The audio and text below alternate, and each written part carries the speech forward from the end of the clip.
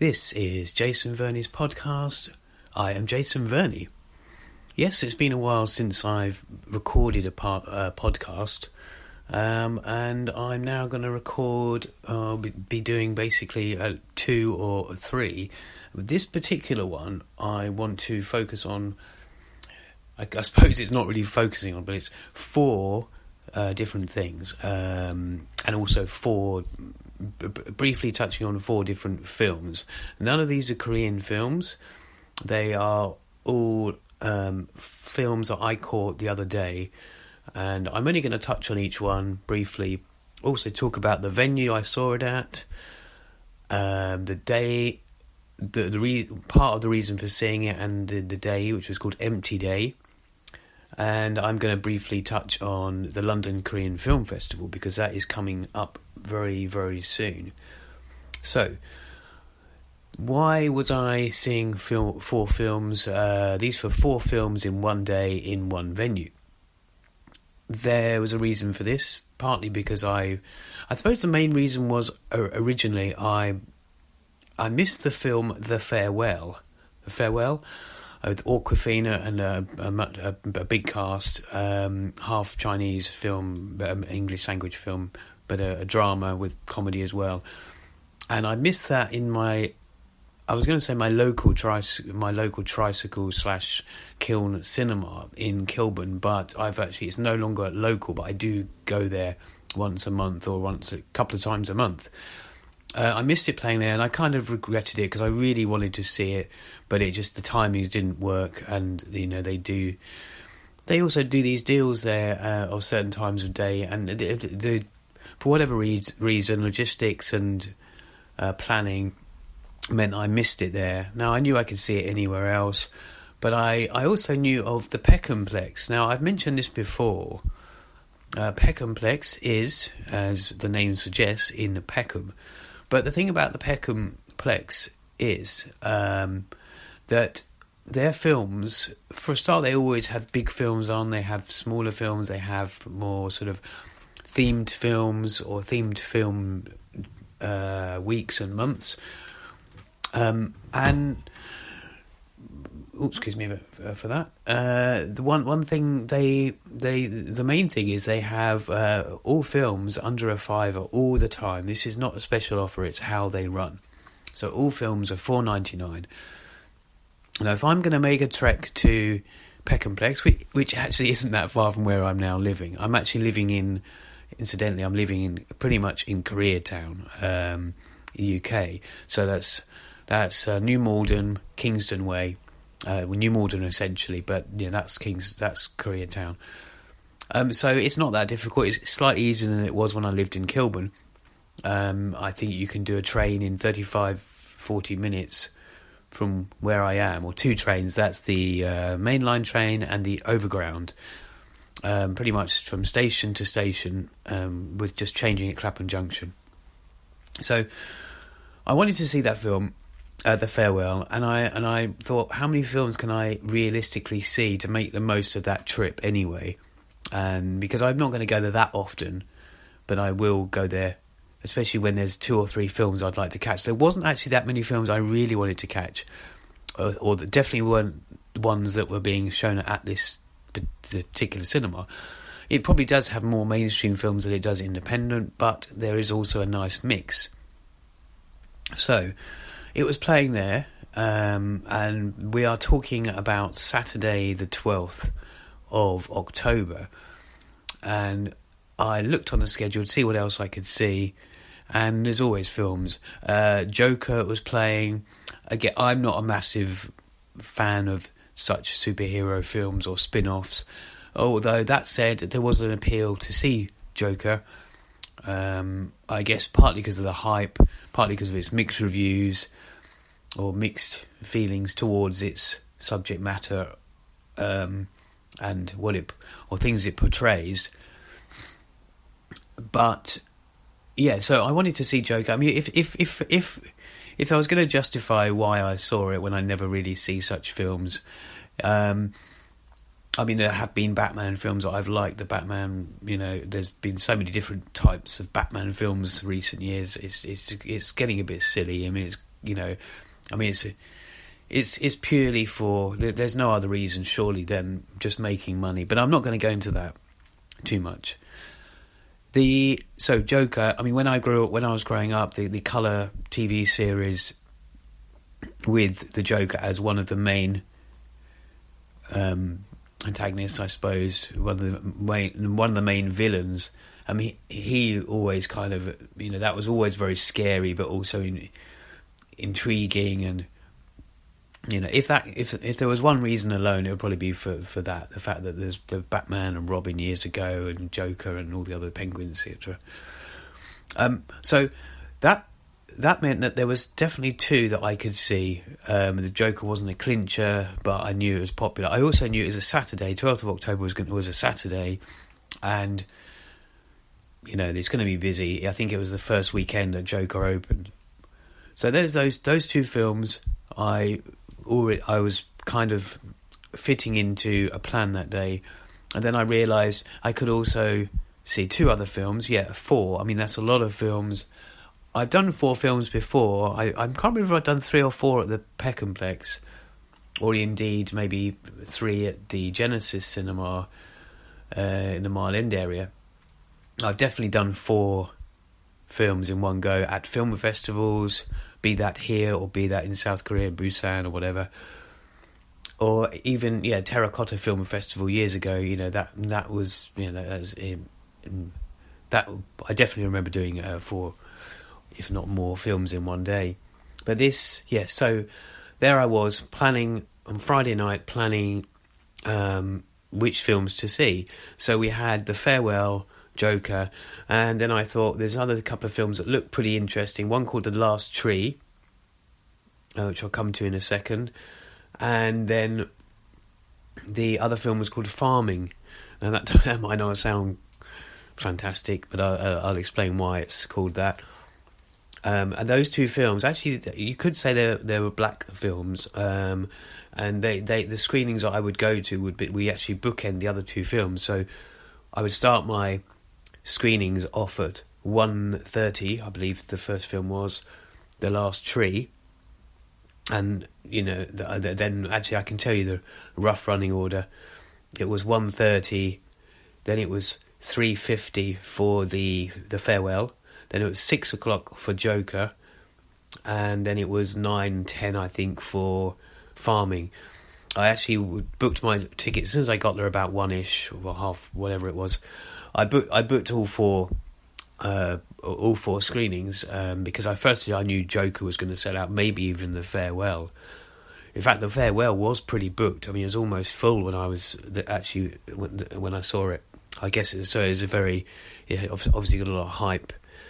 But the Joker was clearly going to be big, and so I booked that. They hadn't sold out, so I'm happy. I booked 4 tickets, bought all 4 tickets, cost me less than £20, and then I went off to prepare for the first screening, coffee and whatever.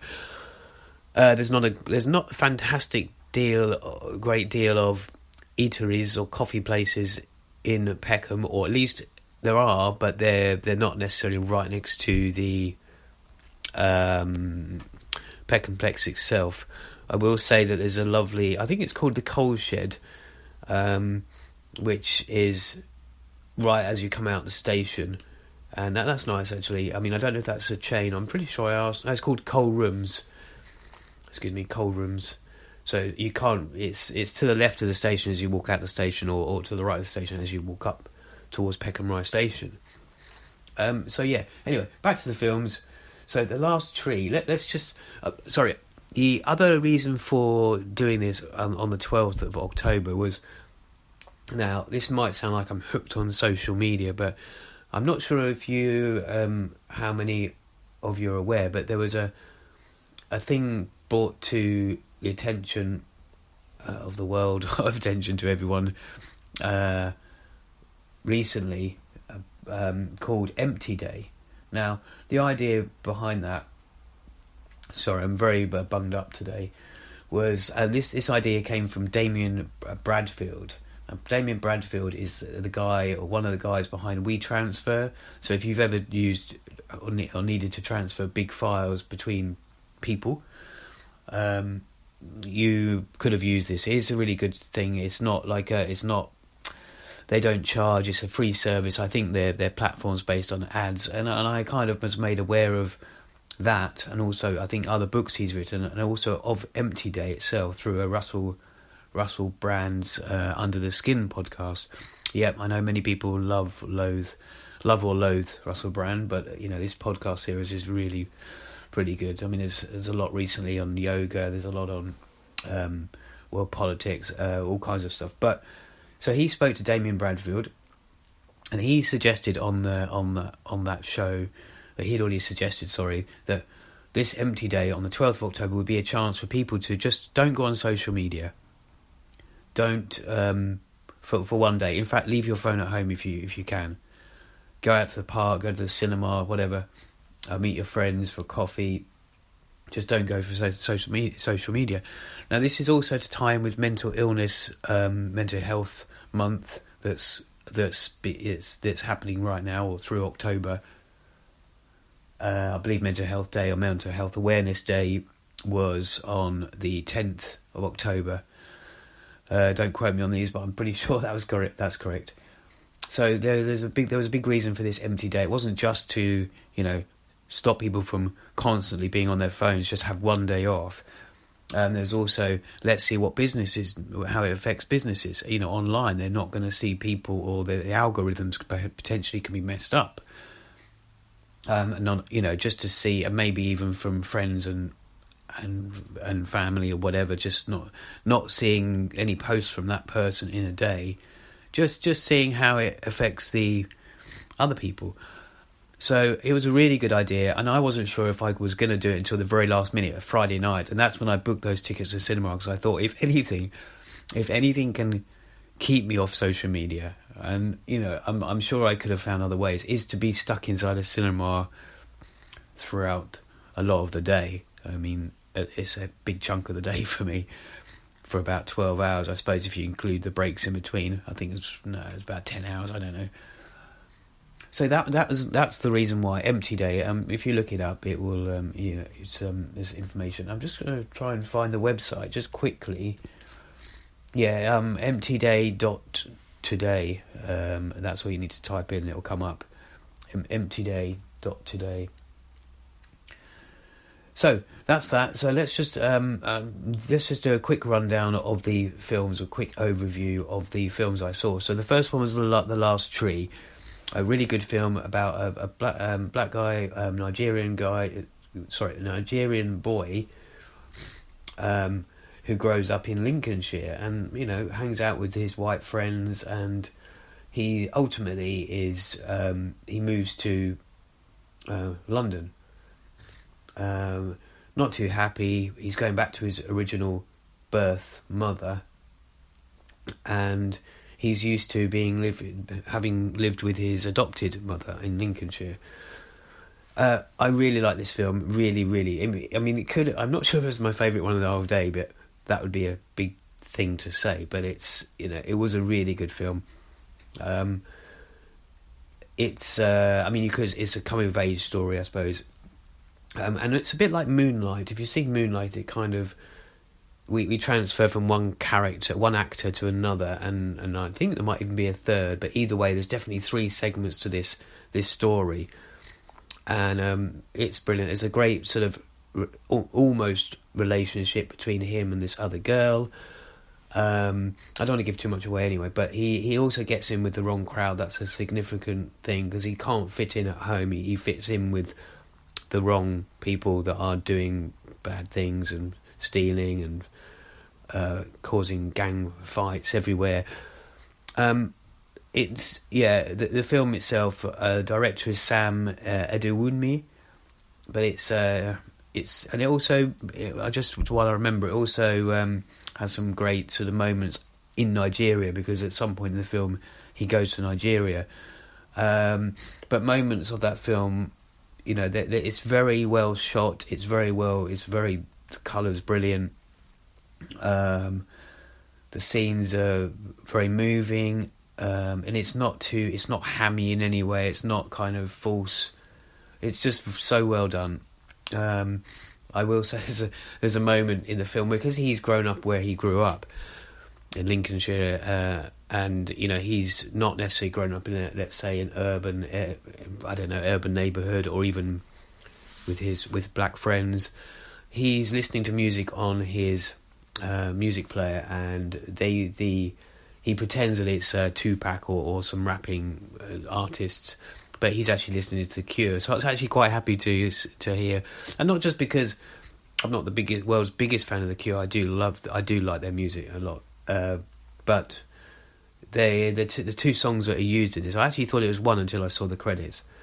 It's so well used in this, so it's a really good film, The Last Tree. So then eventually it was time for the farewell with Awkwafina. It's been much publicised, posters everywhere with posters full up with accolades, and it's not really like Crazy Rich Asians, thankfully, because that was hit and miss. But Awkwafina is brilliant in this. I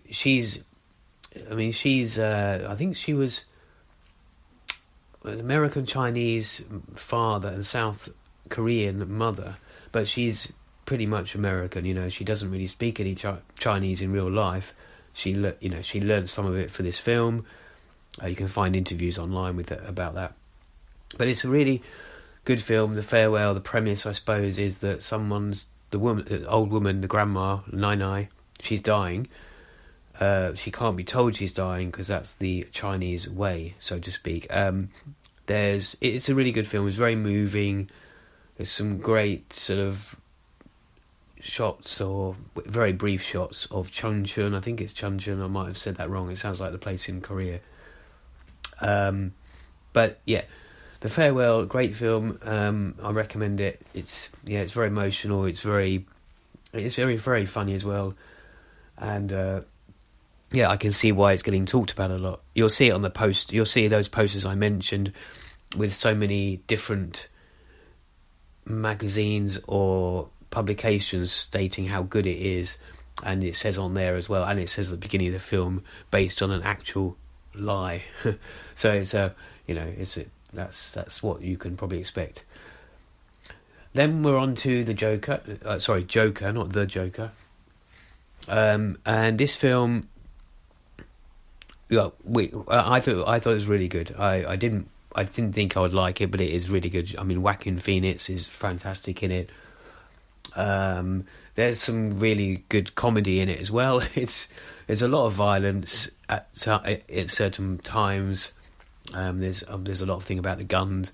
I don't want to rant on about this too much, but people are talking about the gun. The fact that he's given a gun. I don't want to give too much about the story away to anyone who hasn't seen it.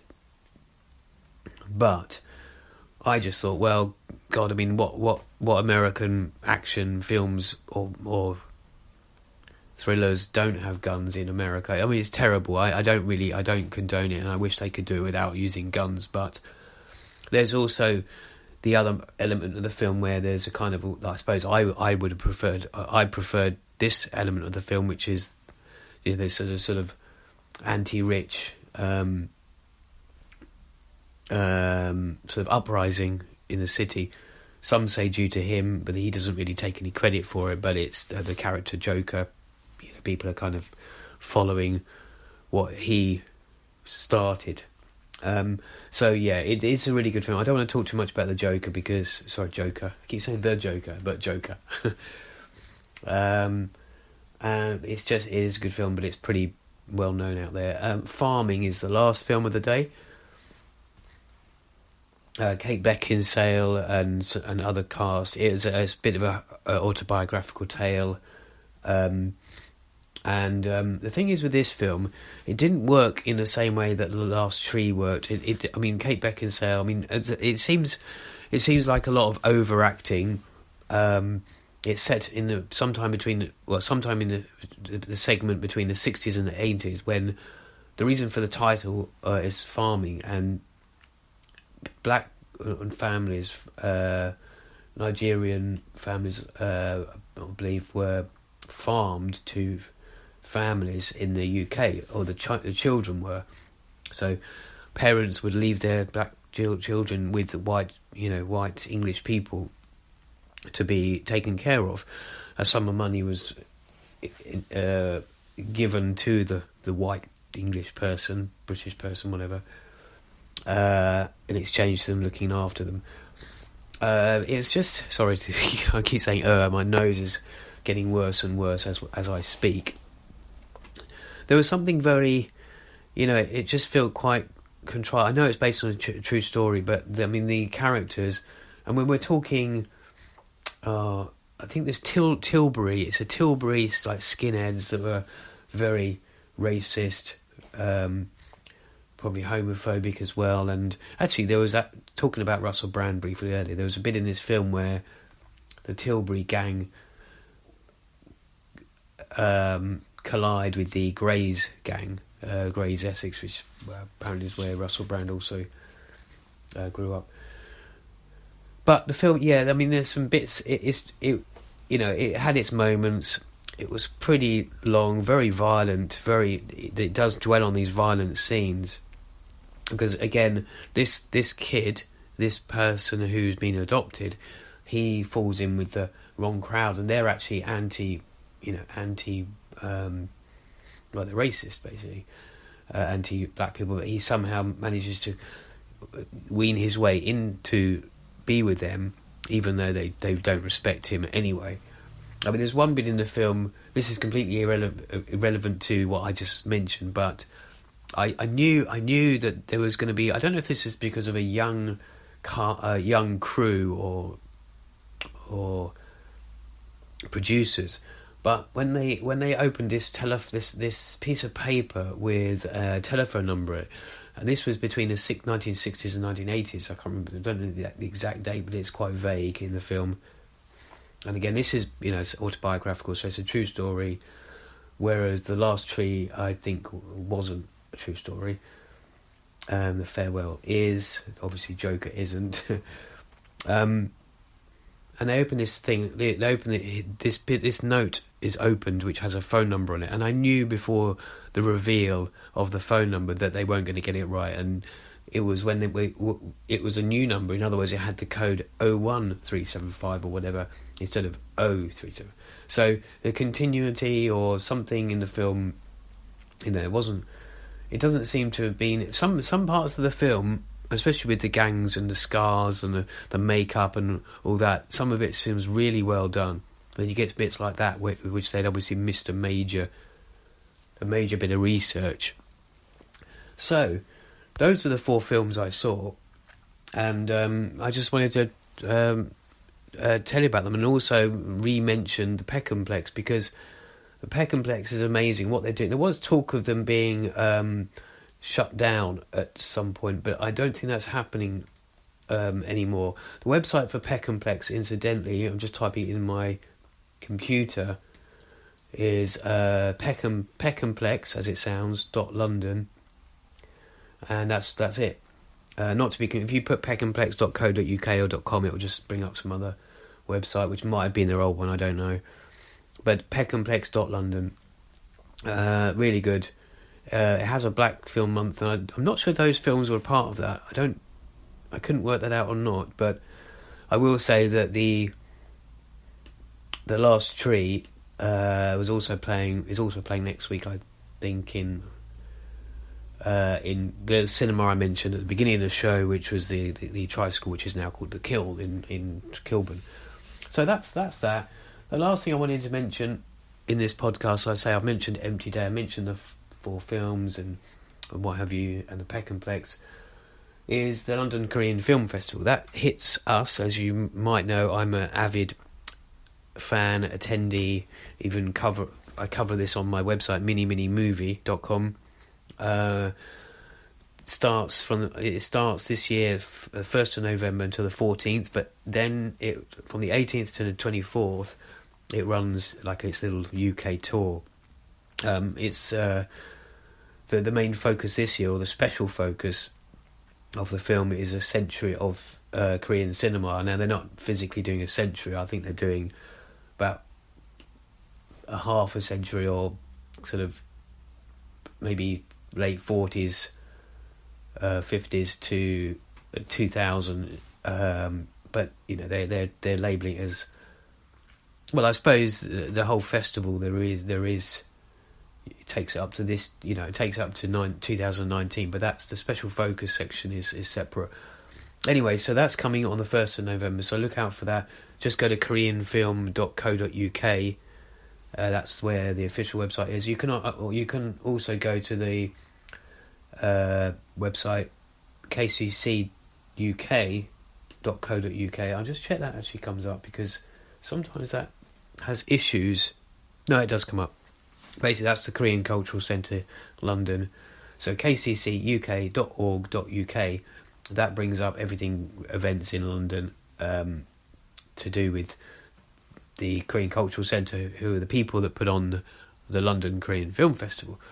Anyway, I really am getting very bunged up. I'm not sure why it's worsened since I started this show. But that's it. I just wanted to talk about a few films I saw, An Empty Day and the PeckhamPlex, and a little tiny bit about the London Korean Film Festival. So that's it. I'm going to leave it at that and bid you farewell. Thanks for listening. See ya.